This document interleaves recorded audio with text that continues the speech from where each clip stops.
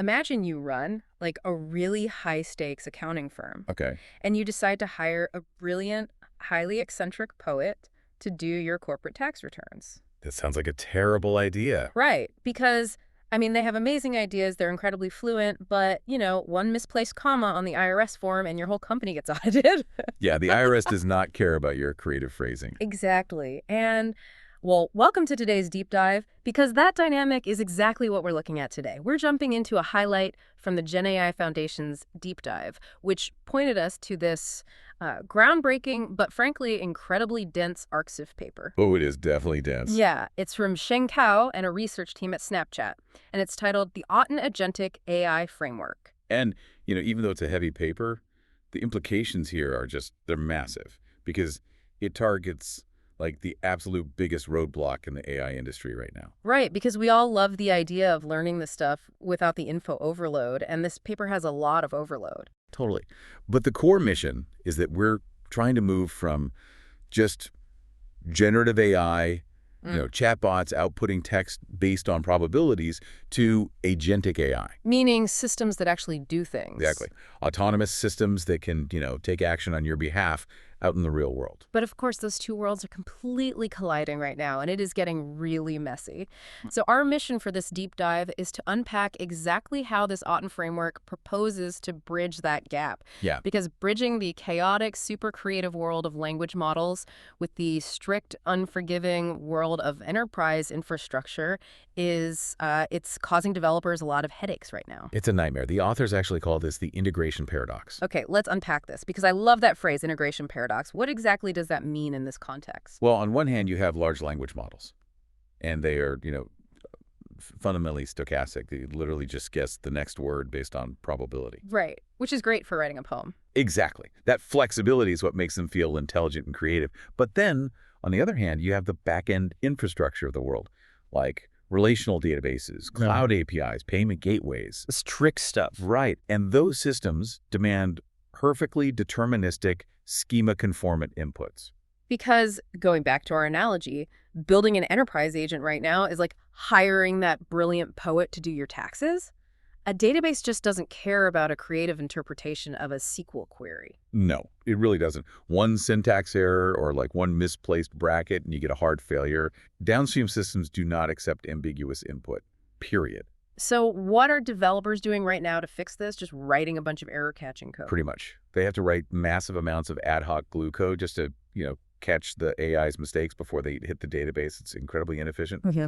And to make matters worse, we have this other issue the paper calls agent configuration balkanization. Or the polyglot barrier. Yes, the polyglot barrier. So if I build an agent using a popular framework right now, say LangChain or AutoGen, I'm essentially tying the agent's actual identity to a specific programming language, usually Python. Right, which is fine if you're just, building a quick prototype on your laptop. But what if I have a real enterprise system? Well, that's the barrier. If you have a high-performance, low-latency ad bidding system written in Java, for example, you can't easily just drop a Python-based LangChain agent into it. It just won't speak the same language. Exactly. You'd have to completely rewrite the agent from scratch for that specific Java environment.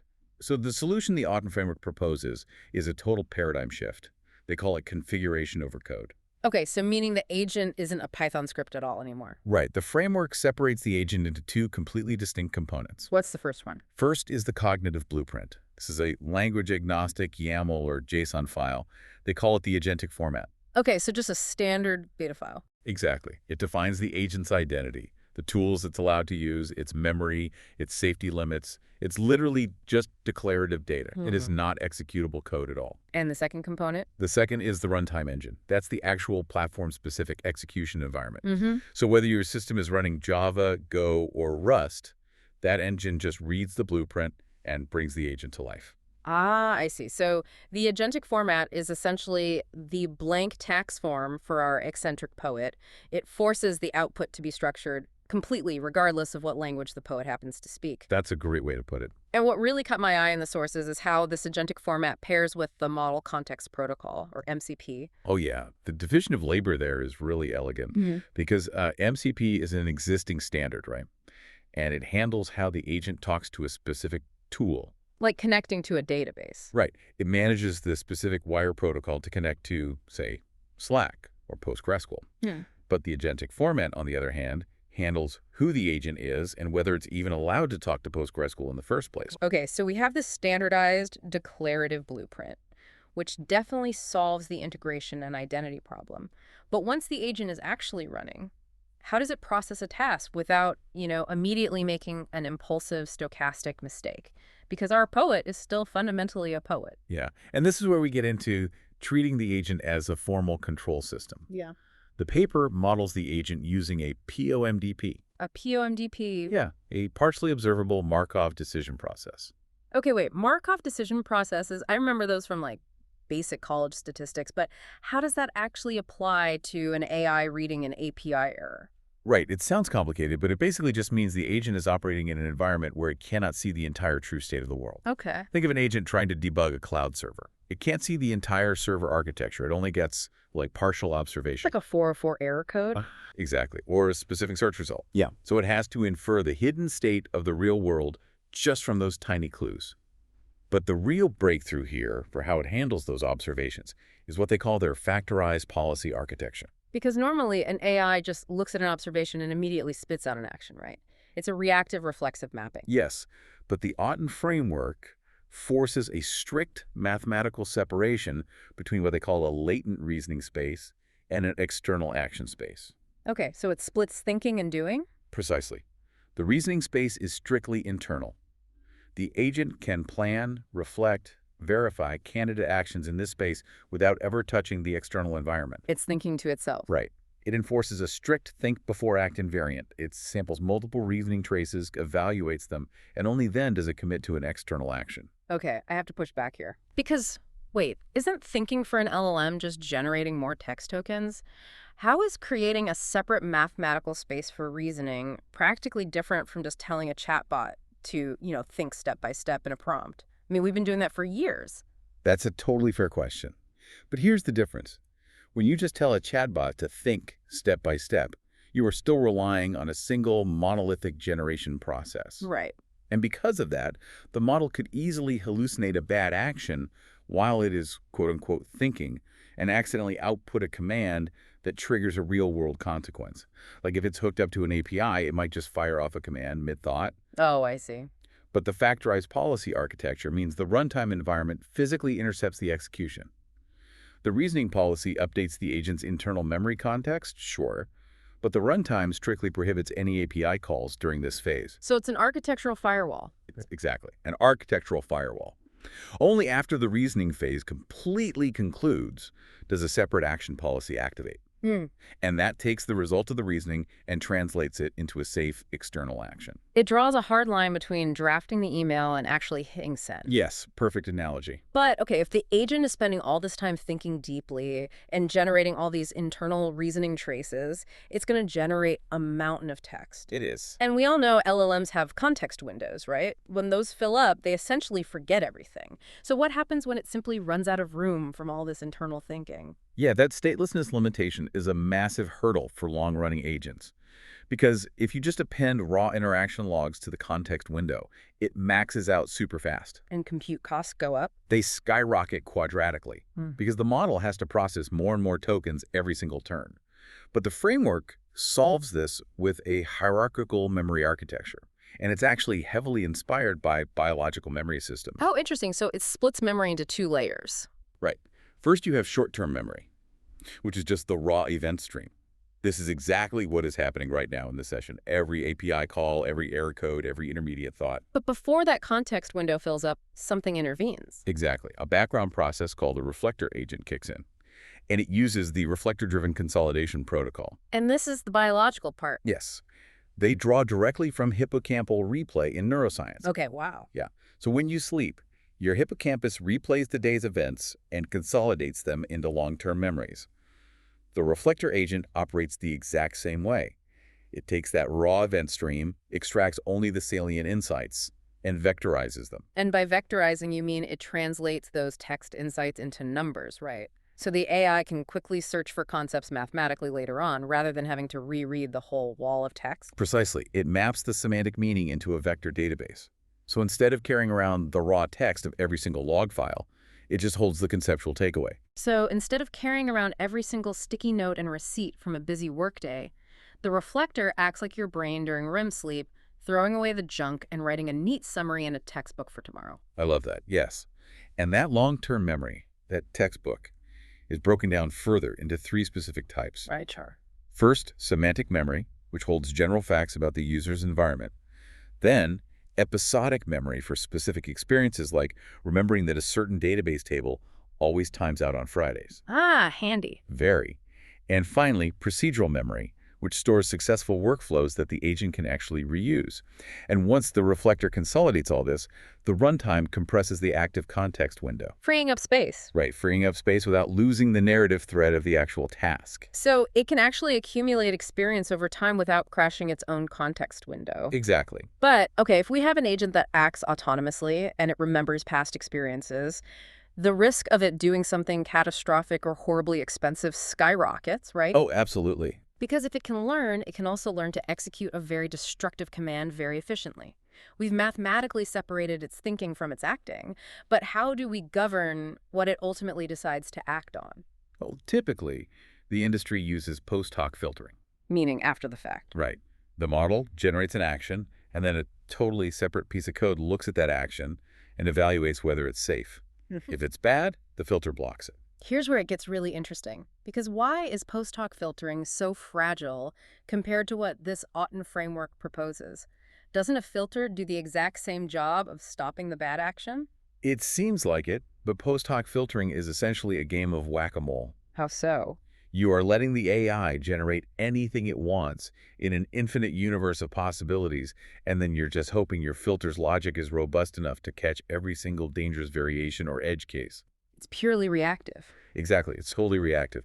So the Auton framework replaces this with what they call a constraint manifold. A constraint manifold. Okay, let's translate that for everyone listening. Sure, think of it as policy projection.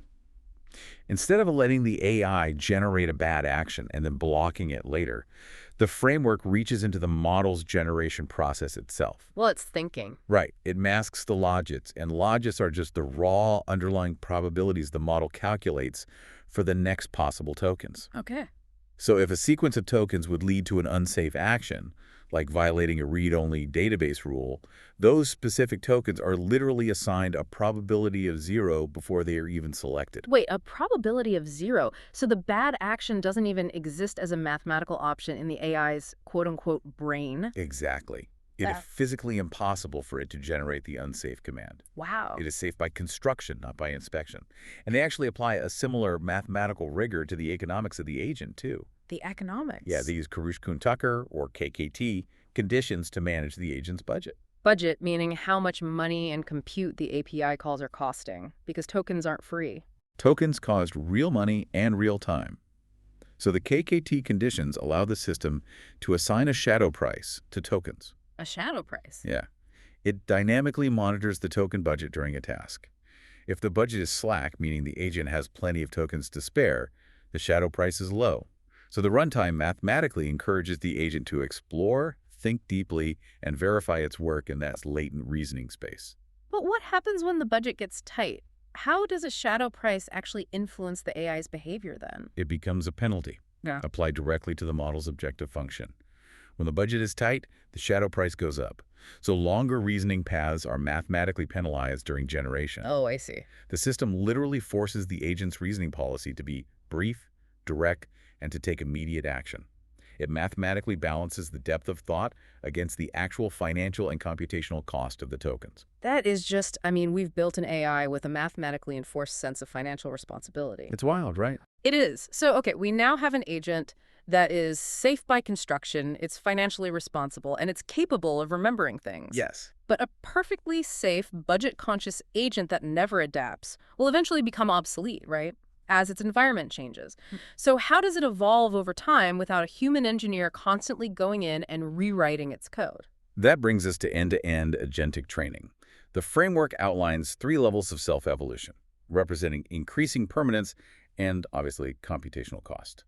Level 1 is in-context evolution. Okay, which ties directly back to the memory architecture we talked about earlier. Exactly. When the agent fails a task, The reflector analyzes the failure and writes a lesson. Right. And the next time the agent faces a similar task, it retrieves that lesson from its long-term episodic memory and prepends it to its context window. It modifies its behavior purely through its prompt context without changing its underlying neural network weights. So level 1 is essentially reading your own notes before trying a test again. That's spot on. But level 2 gets much deeper. It's called STAR, which stands for self-taught reasoning. STAR, okay. Here, the agent filters its own successful reasoning trajectories. It looks at tasks it completed perfectly, extracts the complex reasoning paths it took to get there, and then uses supervised fine-tuning, or SFT, to actually bake those paths into its core model weights. So what does this all mean? How can an AI generate its own training data and learn from it? Doesn't that risk a massive spiral of bad logic? I mean, if a human isn't grading its homework, couldn't it confidently learn the wrong thing and just reinforce its own hallucinations? That is the primary danger of self-training, absolutely. Mm-hmm. But the framework prevents that spiral by using ground truth oracles. Oracles? Yeah, the agent doesn't get to decide if it succeeded. The environment does. Oh, I get it. The grader is an objective, deterministic system, like a compiler that successfully builds code, or a unit test that passes. Right. Something with a definitive yes or no answer. Exactly. Only the reasoning traces that result in an objectively verified success are used for the fine-tuning process. So this turns slow, agonizing deliberation into fast, instinctual heuristics encoded right into the model's weights. Okay, so it's strictly learning from verified wins. That makes sense. So then what is left for level 3? Well, level 3 is agentic reinforcement learning, using algorithms like GRPO or PPO. Level 2 just distills what the agent already figured out. But level 3 allows the agent to discover entirely novel, highly efficient execution strategies that didn't even exist in its original training data. Let's quickly define those acronyms for anyone unfamiliar. PPO is proximal policy optimization, and GRPO is group relative policy optimization. Basically, there are methods for tweaking the AI's behavior based on a reward system. Exactly. They adjust the model's weights to favor actions that yield higher rewards. So by exploring different paths in the latent reasoning space and being rewarded for efficiency, maybe using fewer tokens or faster API calls the model, might discover a shortcut in a workflow that a human engineer never even considered. Yeah. It's truly optimizing its own internal logic. So we've essentially automated the job of the human prompt engineer. Yes, basically. That's crazy. So we were talking about a brilliantly safe, completely self-evolving agent, but, and this is a big bet, but all of this latent reasoning, the reflector summarizing memories, the self-verifying, the logit masking it, sounds incredibly computationally heavy. It does. If I ask this agent to do something, am I just going to be staring at a loading screen for 5 minutes while it ponders its existence? That is a very real concern. Latency is the nightmare scenario for autonomous agents. If they operate in a synchronous execution loop where they, make an API call, wait for the response, and then think again, the latency adds up linearly. And it becomes completely unusable for a real person. Right, so the authors solved this with 3 major runtime optimizations, starting with cognitive MapReduce. Okay, MapReduce, let's ground that. How does that apply to AI reasoning? Well, the runtime has a dependency analyzer. Yeah. And it looks at the agent's plan as a directed acyclic graph, or a DAG. A DAG, right. Instead of a linear checklist where it waits for step A to finish before starting step B, a DAG lets it see the actual dependencies. Okay, give me an example. So if the agent needs to check the weather in London and pull a Microsoft sentiment score, the DAG shows those have absolutely nothing to do with each other. So it does them at the same time. Exactly. It executes those API calls and reasoning steps in parallel. Total execution time becomes bounded by the longest single chain of events, the critical path, not the sum of every individual task. Okay, parallel processing makes perfect sense. What else does the runtime do to hide the latency? The second optimization is speculative execution. When the agent does have to hit a slow database and wait, it doesn't just sit idle. The model predicts what the database is going to output, computes the next reasoning steps based on that prediction, and waits. Oh. And when the actual database result arrives, if it matches the prediction, the agent commits the pre-calculated steps instantly. So it's effectively predicting the future to save time. Yeah, exactly. This is exactly like starting to boil the pasta water because you're confidently predicting your partner's coming home with the marinara sauce from the store. Right. If you're right, dinner's on the table 10 minutes earlier, If you're wrong and they forgot the sauce, you just roll it back, dump the water, and start over. But most of the time, though, you save those 10 minutes. That is a perfect way to look at it. Right. It hides the external tool latency behind the model's own inference computation. And the final piece of the latency puzzle is dynamic context pruning. Okay. We talked earlier about keeping the context window from overflowing, Yeah. but you also have to manage the KV cache. The key value cache. That's where the model temporarily stores the mathematical representations of previous tokens, right? So it doesn't have to recalculate them every single time it generates a new word. Yes, exactly. Keeping the KV cache clean keeps the model fast. Normally, systems just boot out the oldest tokens first in, first out. It's chronological. Right. But this framework looks at the attention scores in the transformer layers. It identifies tokens that the model is physically no longer paying attention to, like, say, boilerplate headers from an old API response, and it evicts those from the KV cache first. Oh, smart. It keeps this semantically relevant information in active memory, even if it's chronologically old, and throws out the recent, but totally useless filler. It's like Marie Kondo for the AI's active memory. If a token doesn't have a high attention score, if it doesn't spark joy, it gets tossed into cold storage vector memory, freeing up compute. Exactly. And if we pull all the way back, all of these pieces, the AgenticFormat blueprint, the hierarchical memory, the constraint manifold, and the speculative runtime, they all work together to solve that initial integration paradox we started with. Which brings us to the ultimate takeaway for you, the listener. We started this deep dive looking at the massive gap between stochastic language models, our eccentric poets, and rigid enterprise infrastructure. And what we found is that the bridge across that gap isn't just writing better prompts or throwing more Python scripts at the wall. No, it's a fundamental architectural shift. Right. It's treating AI agents as declarative, language-agnostic data blueprints. It's giving them a biological-style memory that consolidates during downtime. It's mathematically constraining their safety by projecting policies directly onto their token probabilities so bad actions literally do not exist in their universe. Yep.